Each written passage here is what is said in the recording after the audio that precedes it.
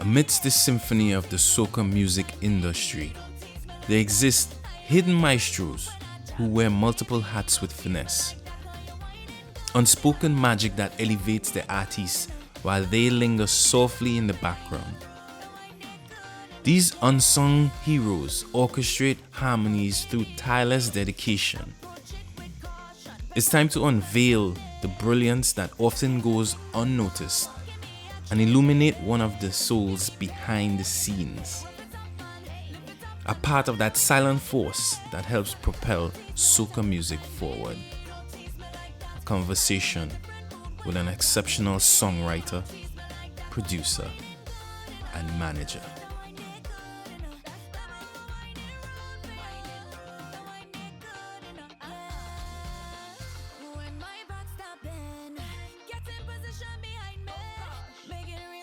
Me personally, I did not know how big songwriting was in the soca industry. Right. And the first time I realized that is when Voice came out singing. And I think he did an interview and he was talking about how he wrote songs for quite a few people. I can't remember who exactly. Right. Yeah, I mean, songwriting is I would say it's the pulse behind the thing, because all songs have to be written, right? You know, if a song ain't written, you ain't gonna know it.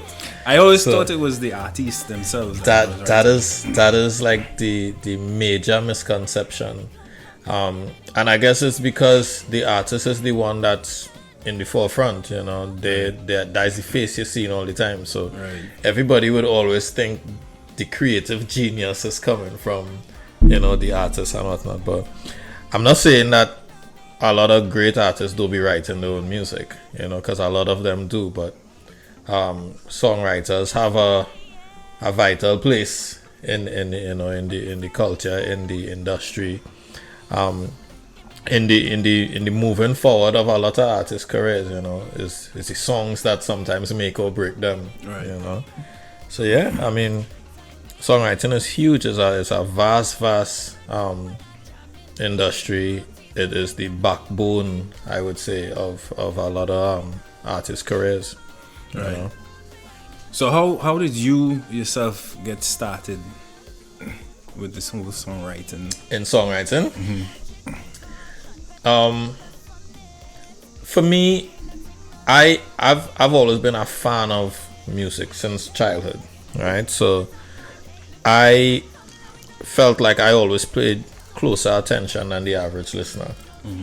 You know, I'd always be blown away by the wordplay, you know, and how the power that music had, and more so songwriting had, to make you tap into emotion or flash back into a memory. You know, I always was amazed at that, and I, to be honest, wanted that power, you know, because I saw what it was doing to me, you know, the kind of emotions that it would invoke, and how a song could take you back in time to a memory from childhood, you know, or just strike a chord in you that, you know, take you back to a moment you was pissed off or sad, or give you an adrenaline rush, you know. So I always just wanted to always be able to do that at some point. Right. But the thing is I sing as well too, you know. And I was gonna ask you that too. Yeah. You have any pieces that you produce for yourself? Yeah. I mean, I have an entire album that's produced and just sitting there waiting, you know. Even before I fell back into songwriting and management like this, because I'm also an artist manager, I was like performing and stuff for years, you know, before I decided to walk into this new season of my life, you know. I was known in the gospel and community for a while, you know, because I was doing like gospel and inspirational music, doing advertising, you know, I was responsible for a lot of jingles and commercials in Trinidad for Oh, really? yeah, for a number of years, you know. What famous jingle were you responsible for? Something that everybody would remember. There's one in Trinidad. It still plays up to today, you know, that I think a lot of people would know back home. It was for an ice cream brand called Bees Homemade Ice Cream. I think I remember. You know, so that one was like, I love Bees Homemade Ice Cream. I can't even remember all the lyrics, but that's how it started. But yeah, I sang it. I wrote it. You know, me and my brother produced it. But yeah, that's me there. You know, like So- I've been doing this. The music industry runs in the family. I don't even know, bro. Like, I don't even know. Like, I know, like, I have some cousins that sing, you know, in church and stuff like that. I'm related to a Calypsonian Krokro. I'm related to Krokro. On my dad's side. But that's the only other person in my family that I know. And I wouldn't even... I don't know if Krokro is a punk and vine family or what, but I know he related to my dad. But that's as far as I could think of any kind of music in the family history. You know, maybe some parang players or something somewhere, but on my mom's side, Well, Krokro is a big name. I know it's everybody know Krokro. yeah, but I don't even know him like that. So, you know, I just know he's a relative, you know. And when you found out that you're really related to him, Teenage years, you know. so I found that out like a Christmas, some Christmas as a teenager. You know, showed up at the house paranging with a bunch of family. And that's how I found out, but I can't think of anybody else in the family tree that does music like that. Right. You know. So as far as I'm concerned, I just come out of nowhere, but there's like God just had a plan, you know. Is that natural talent for some people, eh? Yeah, I would say so. But it's a muscle like anything else. You have to practice and train it, you know. But yeah, I mean, I ain't gonna lie to tell you, like I love songwriting. There's no plan B, you know. Plan A is music and music alone, and anything music and entertainment related. So I literally do this like life depends on it. Right. I have respect for people who write songs. I've sat down and tried to actually write a song myself, and I was like, I don't understand how people do it, how it's done. Where do you get your inspiration from? Inspiration for me is life, to be quite honest. My definition of a songwriter is like a sponge.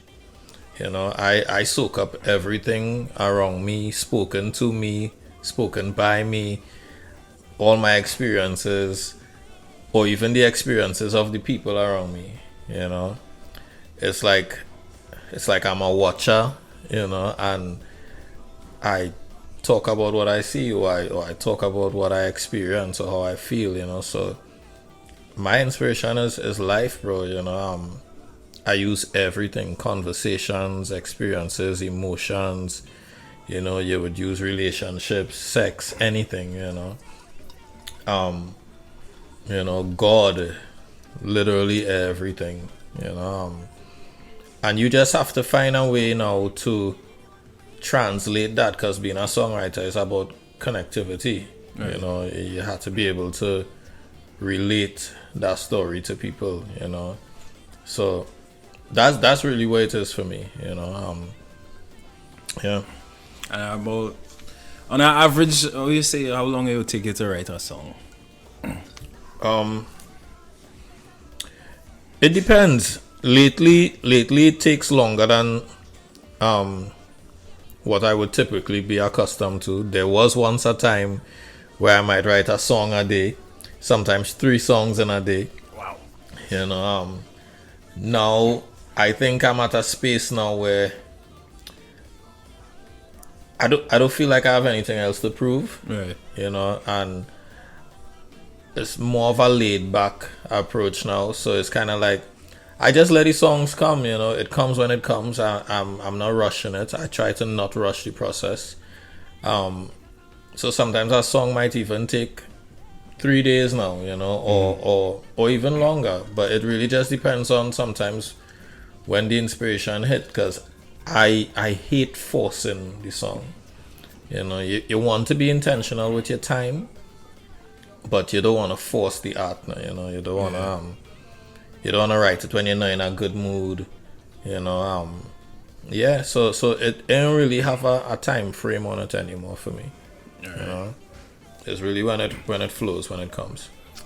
So, let's give us like a few of the people that you've worked with in the. Well, do you work with anybody outside of the soca industry? Yeah. Yeah, I started outside of the soca industry. For a number of years, I was doing like pop and R&B. Oh, really? Yeah, I think if I tell you it, the first song that I ever gave to a soca artist, I wrote it for a R&B pop artist from Canada.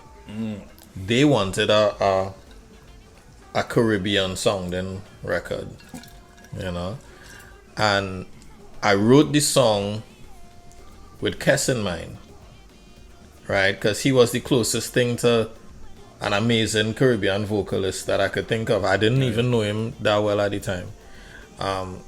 So I wrote the song for the artist, but I was thinking of KES and how he would sing it. Right. And the artist couldn't do it. I guess the swag, he didn't have the swag and, you know, that rhythm now. And I played it for KES's management, and they were like, "You know him? Or?" I was like, "No." I was like, "We met before. We worked together before on a government project that I was doing years ago. But we don't know each other like that." He was like, "Bro, you wrote this song like you and him cool." And it's his management who heard the song first, and they were like, "Yo, this guy wrote this, and this is you."